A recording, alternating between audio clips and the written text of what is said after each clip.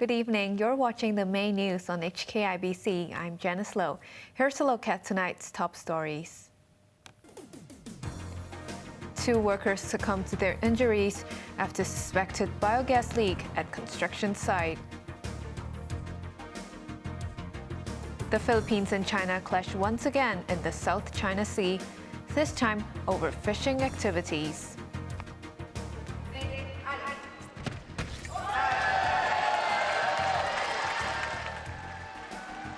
And Edgar Cheung clinches Hong Kong's first ever fencing gold at the Asian Games with dominant performance in the final.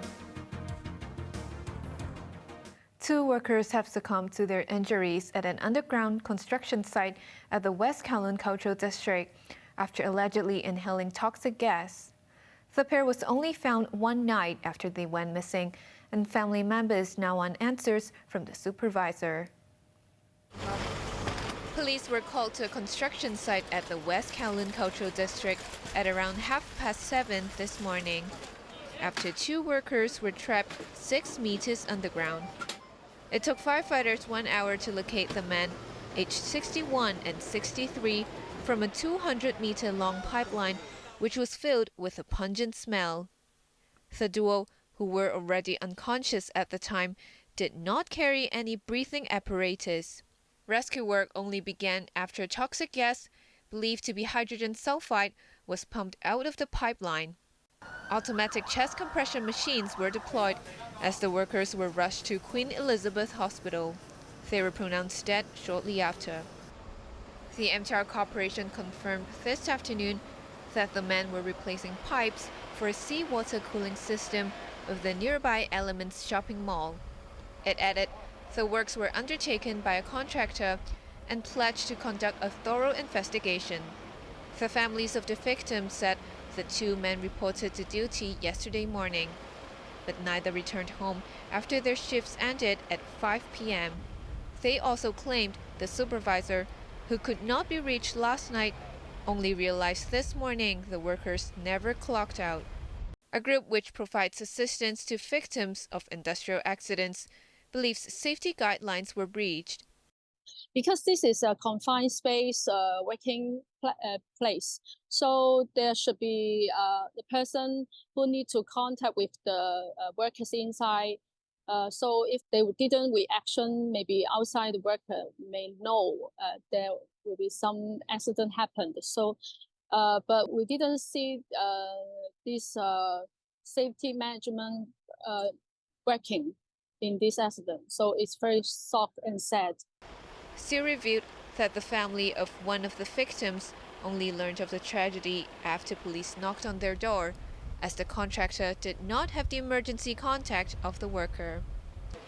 The Labor Department and police are probing the incident.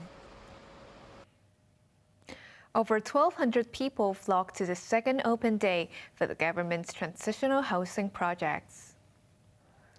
13 organizations which operate transitional homes across Hong Kong set up promotional booths at Mong Kok Community Hall. Visitors could catch a glimpse of model units or even hop onto a free shuttle bus and check out their desired venue. They could choose from projects in Yuen Long, Cheung Sha Wan, and Tsuen Wan. Meeting the press after attending the event, Housing Chief Winnie Ho revealed that 7,800 transitional housing units are already occupied.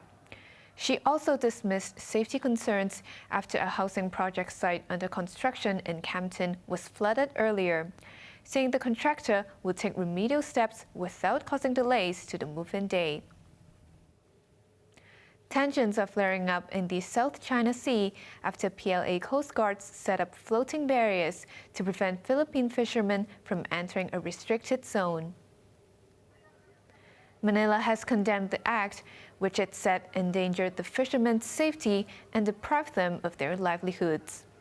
Fishermen told the media that the tactic is often deployed by the Chinese Coast Guard at the Scarborough Shoal, about 200 kilometers from the Philippine province of Palawan.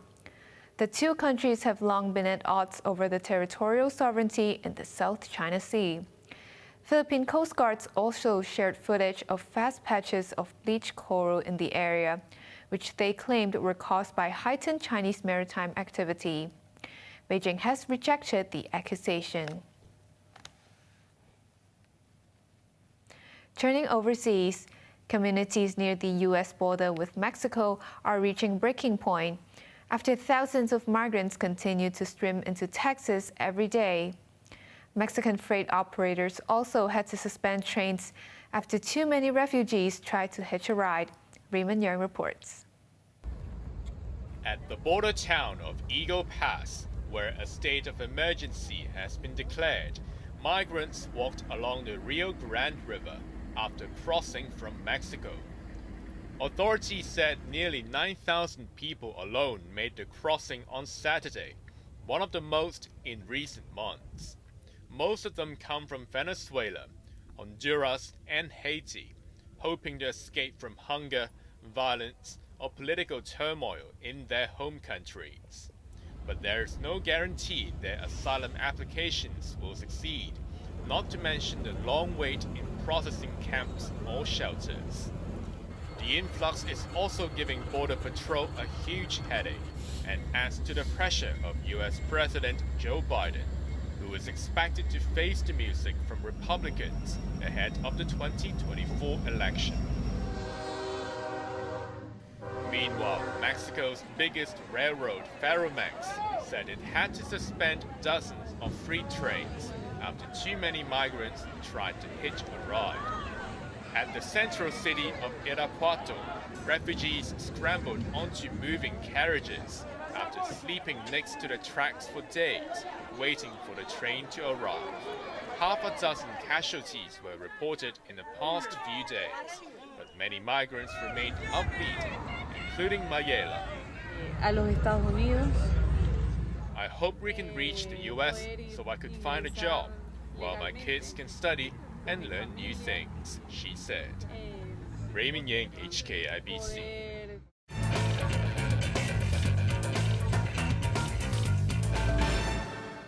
Hong Kong's Edgar Cheung has clinched Hong Kong's first ever fencing gold medal at the Asian Games, following a dominant performance in the final.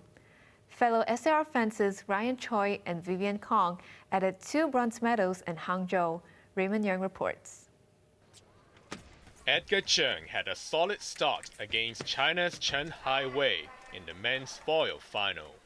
Chen thought he had got on the scoreboard, but was shocked to hear that the referee had awarded the point to Cheung, who led 3-0.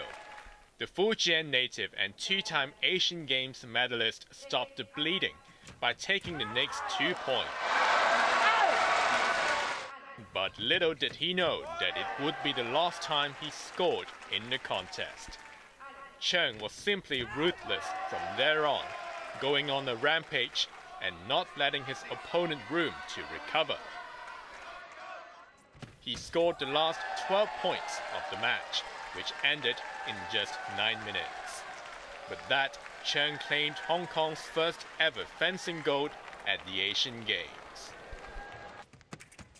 Earlier, Cheung's Hong Kong teammate Ryan Choi seemed to have lost his composure in the semi-final. A desperate attack left him exposed to Chen, who reeled off 6 consecutive points to take a commanding 10-2 lead. But Choi is used to fighting through adversity, and he slowly clawed back the points, moving within 8-11.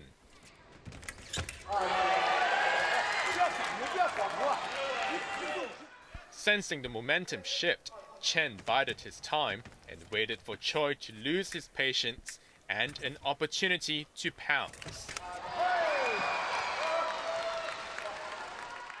With 5 match points in hand, Chen needed only 1 to finish off his opponent. Choi settled for a bronze, but will have a chance for another medal in a team event. In the women's épée semi-final, Vivian Kong squared off against Sarah Song of South Korea. Both fencers were defensive-minded in the early stages, with Song leading by a slim 2-1 after the first period.